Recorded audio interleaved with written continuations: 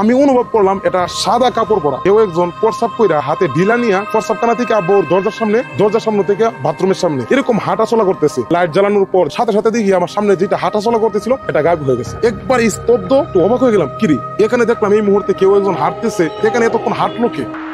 আমি যখন ছোট ছিলাম তখন আমি আমার আব্বুর সাথে মসজিদে গেছিলাম আর কি, বা আব্বুই আমাকে হেফজ থেকে ফারেক হওয়ার পর আর কি, তো আমার আব্বু আমাকে কিতাব বিভাগের শর্টকাট বোঝানোর জন্য আমাকে কিছু সংখ্যক সিক্রেট আমাকে পড়ানোর জন্য আব্বুর কাছে আমার নিয়ে গেছিল। তো সেই জায়গার মধ্যে আব্বার মসজিদে আমি তাইকা মানে কিছুদিন পড়াশোনা করছিলাম আর কি, আব্বার কাছে আমি পড়াশোনা করছি। তো একদিন হয়েছে কি, আব্বুর সাথে যখন আমি থাকবো সেখানে গেছি, যাওয়ার পর মানে দেখলাম পরিচয়টা দিনে এটা হইতেছে কিশোরগঞ্জ জেলা, আপনার থানা হইতেছে পাকুন্দিয়া থানা, এখানে একটা ইয়ে আছে ভুইয়াবাড়ি নান্দোলা। যাওয়ার পর এলাকার যে মানুষগুলো আছে বা এলাকার ছেলেপেলেরা আছে সমপরিমাণ, তারা আমার দিকে একটু মুচকি মুচকি হাসতেছে আর বলতেছে হুজুর আপনি আসছেন, এবার আপনি ফুটতেও দেখবো, মানে আমার আব্বুর এরকম কথা বলতেছে আর কি। তো মুসল্লিরও কিছু কয়েকটা মুসল্লি আমার এরকম ইঙ্গিত দিছে যে নাতি কেউ বাতিজা আসছো, আচ্ছা থাকো তোমার বাসায় থাকো, পরে ফুলাফানের কথায় কান দিও না, মানে এরকম কথা বলছে আর কি। তো মানে আমার মাথার ভিতরে খেলতেছিল না যে মানুষ আমি আসার পরে আমার কেউ চিনে না দেখে নাই, তারা আমার সাথে এরকম বলতেছে কেন।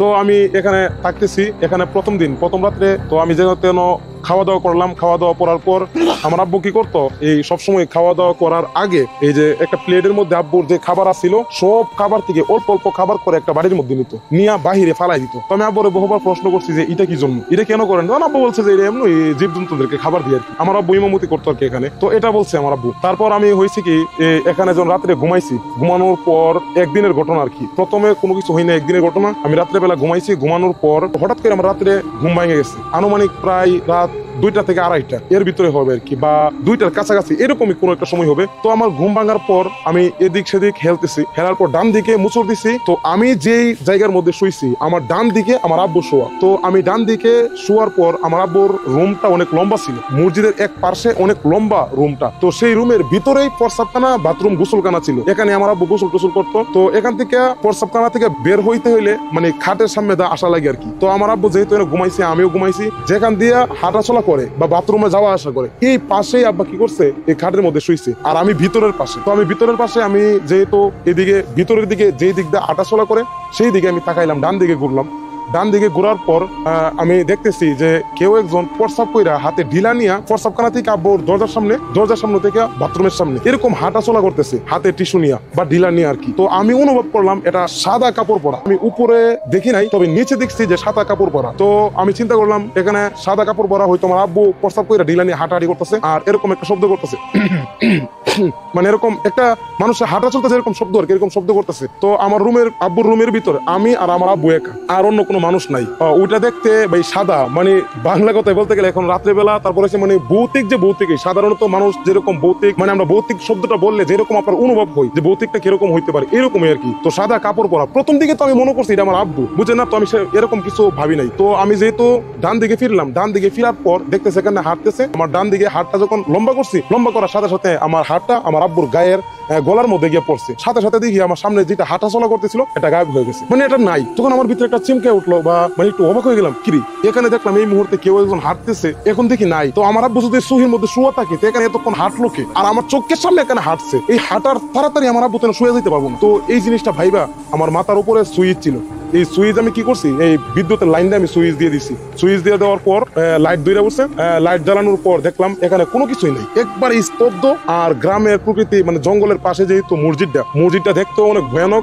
আপনারা মানে ম্যাপের মধ্যে চার্জ দিলেও পাবেন ভুইয়াবাড়ি মসজিদ, এখানে ঐতিহ্য একটা মসজিদ, অনেক পুরনো একটা মসজিদ, এখন আছে কিনা আমি জানি না, অনেক আগের ঘটনা, 17 থেকে, মানে এখানে আসার আগে আর কি। যেহেতু ভাবতেছি যে আমার আব্বু তো এত তাড়াতাড়ি এত দ্রুত এখানে শুইতে পারবে না, মানে এটা অসম্ভব একটা ব্যাপার। এখানে হাঁটতেছি হঠাৎ করে আমি শুয়ে যাই, এটা কেমনি ভাই, এটা তো অসম্ভব, এটা একমাত্র সিনেমাটিক রূপ এছাড়া কোনো কিছু হইতে পারে না। তো আমি কি করছি, লাইট ধরানোর পর দেখতেছি যে লাইট ধরানোর পর দেখি এখানে কিছু নাই। তারপর লাইট অফ করলাম, অফ করে আমি অনেক ঘুমানোর চেষ্টা করতেছি, কিন্তু আমার ঘুম হইতেছে না। তো আমি এক পর্যায়ে আমার নাড়াচাড়ার কারণে আমার আব্বু ঘুম থেকে সজাগ হয়ে গেছে। সজাগ হয়ে যাওয়ার পর বলতেছে যে কোনো সমস্যা, আমি না আব্বু কোনো সমস্যা নেই, আপনি ঘুমান। তো আমার আব্বু আবার ঘুমাইতেছে। ঘুমানোর পর চিন্তা করলাম যে আব্বু যেহেতু ঘুমাইতেছে আমিও ঘুমাই যাই। তো অনেক চেষ্টা করতেছি কিন্তু ঘুম আসতেছে না। আমার আব্বু মানে পাশে শোয়া থাকলো, আমার ভিতর বই কাজ করতেছে, কারণ আমার আব্বু ঘুম, আর ঘুমানো মানে মৃত মানুষ, মৃত থাকলে যে কথা, ঘুমানো থাকলে এই কথা না। আমি আব্বুকে বলে নাই, কারণ আমি ভাবি যে এটা সাধারণ কোনো বিষয়, মানে ভয়ও লাগতেছে আবার সাধারণ মনে হইতেছে। তো আমার আব্বুকে আমি বিরক্ত করতে চাই নাই আর কি, তো এই জন্য আমি আব্বুকে কোনো কিছু বলি নাই। তো আমার আব্বু জিজ্ঞানোর পরও আমি বলছি আপনি ঘুমান। তো লাইট অফ করে দিয়ে আমি ঘুমানোর চেষ্টা করতেছি। তো ঘুমানোর চেষ্টা করার পর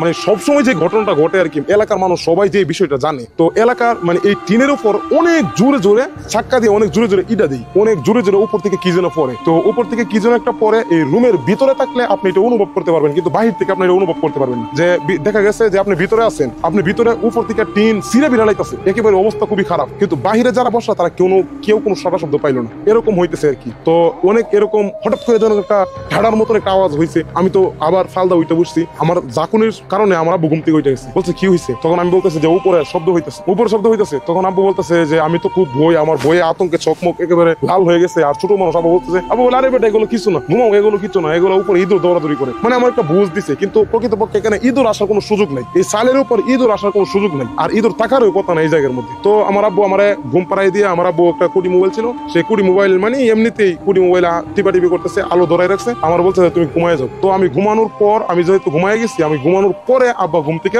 উঠছে, মানে আব্বা ঘুমাইছে আর কি। আমার আব্বু আমার ঘুম পাড়ায় তারপর ঘুমাইছে। আর এই মসজিদের বিষয়ে বলতে গেলে, মসজিদটা হইতেছে এমন একটা মসজিদ, এটার ভিতরে বড় বড় এলইডি লাইট দিয়া লাইট ধরাইলেও এটার ভিতরে মনে করেন অন্ধকার থাকে, একেবারে অন্ধকার থাকে। এটা মনে করেন কোন সময় একেবারে পরিষ্কার ক্লিয়ার হয় না। আর এটা আগিলা দিনের মসজিদ, মানে বলতে গেলে আপনারা যারা জমিদার বাড়ি দেখছেন, জমিদার বাড়ির মধ্যে যেরকম শেওলা টেওলা পড়ে গেছে, একবারে ভয়ানক দেখতে পুরনো একটা বিল্ডিং, এরকম আর কি মসজিদটা ঠিক এরকম মসজিদটা ছিল। আর মসজিদের সামনে একটা ইয়া ছিল আর কি, জলপাই গাছ ছিল, ওই জলপাই গাছের মধ্যে একটা ইয়া ছিল আর কি, শিকল ছিল। এখানে অনেক আগে নাকি ভুয়া বাড়ি, এখানে দুইটা হাতি ছিল, এই দুইটা হাতি এখানে শিকল দেয়া বাইন্দা রাখতো। তো সেখানে এই শিকল দিয়ে যেহেতু বাইন্দা রাখতো, এখানে একটা হাতি নাকি এখানে মারা গেছিল, আর একটা হাতিকে তারা বিক্রি করে দিছে নাকি ফাড়াই দিছে, কি করছে এটা ইতিহাস জানা নাই আমার, আর এরাও ভালো করে বলতে পারে না। তারপর এই শিকলটা তারা মানে স্মৃতি হিসাবে রাখার জন্য এই শিকলটা কখনো তারা খুলে নাই, এই শিকলটা এখানে রাইখা দিছে। তো এখানে রাইখা দেওয়ার পর এই শিকলটা হয়েছে কি, এখানে অনেক দিন যাবত থাকতে থাকতে এটা জলপাই গাছের ভিতরে, মানে জলপাই গাছ এটারে ঢাইকা নিছে, তার উপরের যে চামড়া দিয়ে এটাকে ঢাইকা নিছে। তো এখানে অনেক দূর দূরান্ত থেকে মানুষ আসতো, আইসা তাদের এই শিকলটা কেনার জন্য তাদেরকে অফার করতো বা নিয়ে যাওয়ার জন্য, তারা কখনো দেই নাই এই শিকলটা। মানে তারা বলছে যে এখানে যতদিন পর্যন্ত গাছ থাকবে ততদিন পর্যন্ত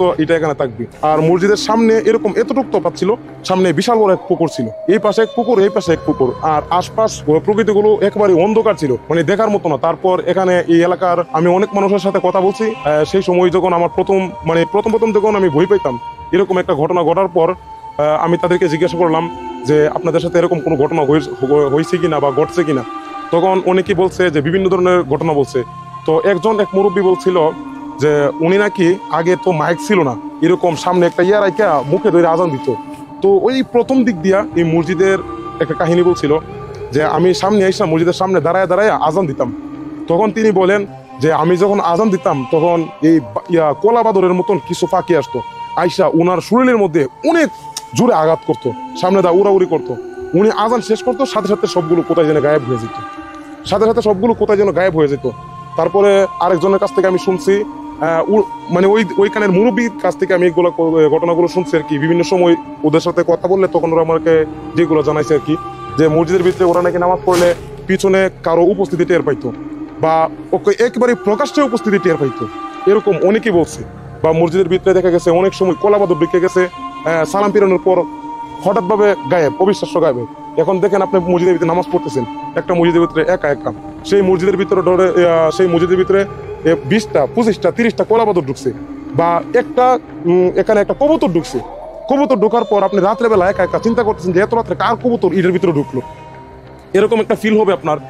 তারপরে হবে কি, যেহেতু এখানে আপনি আসেন ভিতরে, সালাম পিরানোর সাথে সাথে তো এটা উড়াল দিয়ে চলে গেলে আপনি তো আওয়াজ পাবেন কানে যে হয়তো এটা বের হয়ে গেছে।